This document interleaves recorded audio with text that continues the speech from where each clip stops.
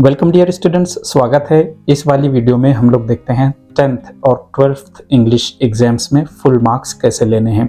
Actually मैं आपको ये भी बताऊंगा कि अगर आप लोग टॉपर्स कैटेगरी में आते हैं तो 80 में से 80 कैसे स्कोर करना है, किस तरह से 80 में से 80 मार्क्स लेने की प्लानिंग करना है, या फिर आप लोग नॉन स्टडीज स्टूडेंट्स हैं, आप लोग साल भर इरेगुलर रहे, पढ़ाई ठीक से नहीं कर पाए, तो मैं ये भी बताऊंगा कि पासिंग मार्क्स कैसे लेने हैं।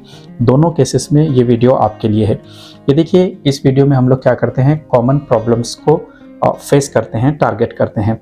जैसे कि ज़्यादातर स्टूडेंट्स के सामने इशू होता है कि सर नेचर ऑफ पेपर कैसा रहेगा, क्योंकि पिछले 2-3 साल से क्या हो रहा था, रेगुलर पेपर्स नहीं हो रहे थे। कोविड की वजह से सिचुएशंस जो है थोड़ी सी चेंज थी, बराबर है। तो इस साल जो नेचर ऑफ पेपर है वो क्या होगा, ये क्वेश्चन स्टूडेंट्स के सामने हैं। हाउ टू पास, कुछ स्टूडेंट्स इस चक्कर में हैं कि सर पासिंग मार्क्स कैसे लेने हैं, वंडरफुल मार्क्स 70, 75, 80 ये कैसे लेने हैं, ये भी इसी लेक्चर में मैं बताता हूँ आप लोगों को। और if I don't know the answer, कि सर जी अगर आंसर ना आए तो क्या करना है। काफ़ी ऐसे स्टूडेंट्स होते हैं 12th English, 10th English in exams में जो इंग्लिश के पेपर को लेकर सोचते रहते हैं कि सर आंसर ना आए तो हमने क्या करना है। ये प्रॉब्लम्स है, इन सारों का सॉल्यूशंस हम इस वीडियो के एंड तक जान लेंगे, पता करेंगे। ओके, तो एंड तक मेरे साथ बने रहें। Without wasting any more time, come on let's dive into the video. सबसे पहली चीज़ है नेचर ऑफ पेपर कैसा होगा। तो आई एम सॉरी, मुझे दुख हो रहा है बताने में कि जैसे ये हुआ करता था कोविड के पहले, टफ रहेगा। ठीक है, क्यों टफ रहेगा? क्योंकि कोरोना पीरियड ओवर हो गया है। पीछे कुछ सालों से कोविड पीरियड था, तो आप लोगों को थोड़ी सहूलत मिल जाती थी। या तो ये होता था कि रिड्यूस्ड सिलेबस था, या तो ये होता था कि आपको इजी एग्जाम्स लेकर पास करवाया जाता था, या तो ये हुआ था पिछले साल के होम एग्जाम्स थे, होम सेंटर था। तो कहीं ना कहीं बच्चों को, स्टूडेंट्स को सहूलत थी। अब वो सहूलत नहीं है। जैसे आपके पेपर्स हुआ करते थे आज से 3 साल पहले, ठीक वैसे ही आपके पेपर्स होंगे। ओके, सॉल्यूशन क्या है इसका? अगर ये प्रॉब्लम है कि पेपर टफ है तो इसका सॉल्यूशन क्या है? सीधा सॉल्यूशन ये है कि 2 से 3 टाइम आप लोगों ने पेपर के पैटर्न को स्टडी करना है कि पेपर का पैटर्न किस तरह का होगा। ठीक है, क्यों मैं ऐसे कह रहा हूँ? देखो, ये आपके सामने 12th इंग्लिश क्लास का एक पेपर है। ठीक है, क्वेश्चन डी है 4 मार्क्स के लिए। यहाँ पर आपको रिव्यू लिखना है, या ब्लॉग लिखना है, या अपील लिखना है। अब जिन स्टूडेंट्स को पता नहीं होता पेपर पैटर्न किस टाइप का है, तो वो रिव्यू भी पढ़ते हैं, ब्लॉग्स भी पढ़ते हैं, अपील भी पढ़ते हैं। तीनों चीज़ों पर फोकस करने की ज़रूरत नहीं है। आप लोग यहाँ पर देख सकते हैं इंटरनल ऑप्शन है और इसका सीधा मतलब ये है कि आपको रिव्यू लिखना है, या ब्लॉग लिखना है, या अपील लिखना है। तो फिर तीनों चीज़ों में टाइम डालने की ज़रूरत नहीं है। आप रिव्यू राइटिंग पक्की कर लो, अच्छे से पढ़ लो, और बाकी 2 को हाथ भी मत लगाओ, छोड़ दो, क्योंकि इन 2 के ऑप्शन में ये है। एक्चुअली तीनों में इंटरनल ऑप्शन दिया हुआ है, तो कोई एक चीज़ जिसे आप पसंद करते हो उसे आपने समझना है, याद करना है। ठीक है, आउट ऑफ ऑप्शंस जो हैं, स्टडी ओनली 1 आइटम। यानी अगर क्वेश्चन नंबर 4 का डी है, उसमें ए और बी में से एक पूछा जाना है, तो आप दोनों में से कोई एक की तैयारी करो। आप थोड़ा सा पेपर पैटर्न को देख लो। अब लेटर्स की एग्जांपल देकर मैं बताता हूँ कि फॉर्मल और इनफॉर्मल लेटर, इनमें से कोई एक पूछा जाता है। कुछ स्टूडेंट्स दोनों पर फोकस करते हैं कि फॉर्मल रहा तो ऐसा लिखेंगे, इनफॉर्मल रहा तो ऐसा करेंगे। डियर स्टूडेंट्स, अगर इंटरनल ऑप्शन है 2 लेटर्स में से कोई एक लिखना है, तो एक ही तैयारी करो ना। ठीक है, अगला वाला जो बच्चों के साथ प्रॉब्लम है वो है कि सर हम इरेगुलर थे, स्टडीज़ नहीं कर पाए, तो पास कैसे होना है। तो मैं आपको बताता हूँ, आपने फोकस करना है easiest part of the paper पर, कि पूरे पेपर में सबसे ईजी चीज़ क्या है। ठीक है, अब मैं आपको ये बताता हूँ कि ईजीएस्ट पार्ट मेरे हिसाब से क्या होगा। पहले तो देखो कि हार्डेस्ट पार्ट क्या होता है, अनसीन पैसेज होता है। इंग्लिश का वो पोर्शन होता है जो आपकी टेक्स्ट बुक में नहीं है। जो टेक्स्ट बुक में है उसे हम लोग सीन पैसेज कहते हैं।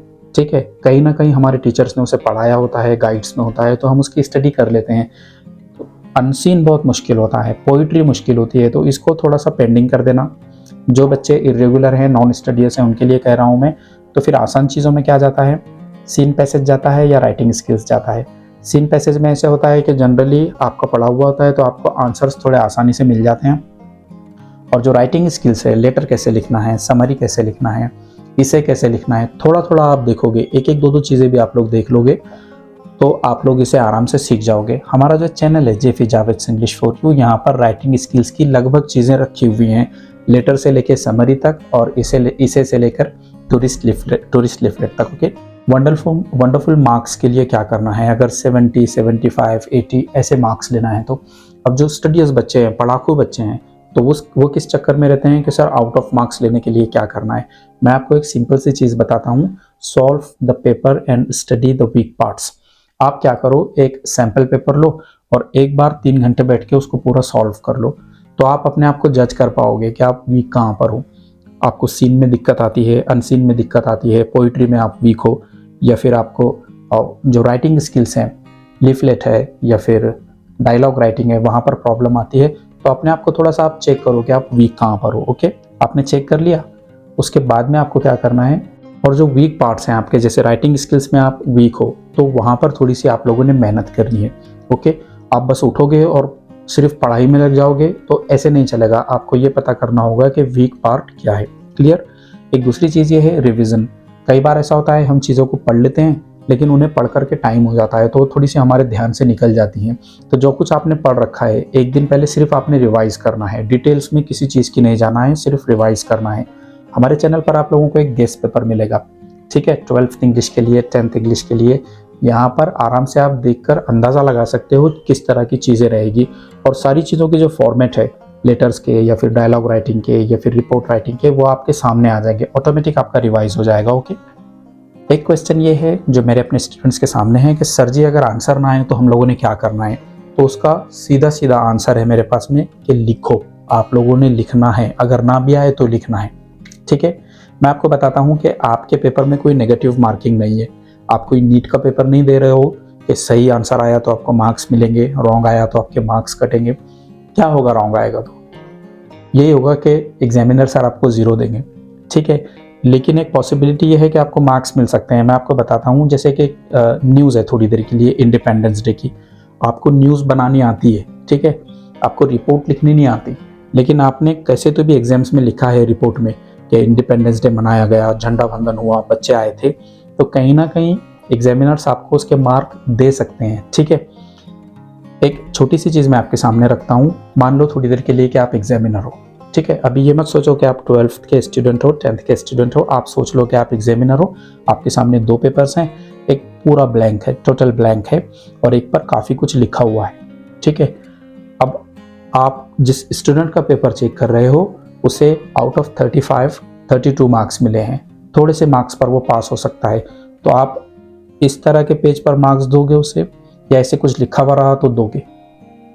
आप एक अच्छे एग्जामिनर हो, आप उसे किसी तरह पास करना चाहते हो। ठीक है, तो यहाँ पर तो इम्पॉसिबल होगा आपके लिए मार्क्स देना, यहाँ पर आप दे सकते हो क्योंकि कुछ तो लिखा है उसने रिलेटेड। तो if you are an examiner, इस पॉइंट से सोचो थोड़ा सा। पूरी जो थियरी है वो ये है कि अगर आपको आंसर पता ना हो एग्जैक्ट, थोड़ा सा भी उसका आइडिया हो, रफ आइडिया, तो आप बिंदास वहाँ पर लिख दो। एक लास्ट चीज़ है जो आप लोगों से शेयर करनी है, जो आप लोगों के स्किप्ड क्वेश्चंस होते हैं, जिन क्वेश्चंस को आपने छोड़ दिया है कि बाद में करेंगे, आप अपनी आंसर शीट के एंड में रफ वर्क बोलकर उनका नंबर डाल सकते हो, ताकि लास्ट में आपके पास टाइम बचे तो आप उसे कर लो। ठीक है, एक एग्जांपल देता हूँ, आप लोग पेपर सॉल्व कर रहे हैं, आधे मार्क्स का क्वेश्चन है, 1 मार्क का क्वेश्चन है। ठीक है, तो उनका आंसर ढूंढने में आप टाइम वेस्ट नहीं कर सकते, नहीं तो आपका जो लास्ट का पार्ट है जहाँ पे इंपॉर्टेंट क्वेश्चन है वो सब रह जाएगा आपका करना। ठीक है, तो क्या करना, आधे मार्क या 1 मार्क का क्वेश्चन है जो आप कर नहीं सकते, तो सरासरी उसका नंबर रफ पेज पर लिख लेना आंसर शीट पर, ताकि पेपर होने के बाद में अगर आपके पास टाइम बचता है तो आप उसका आंसर ढूंढ के लिख दो। That's it. चैनल हमारा सब्सक्राइब करें, बेल नोटिफिकेशन को दबाएं और इस वीडियो को लाइक, कमेंट और शेयर करें। थैंक्स।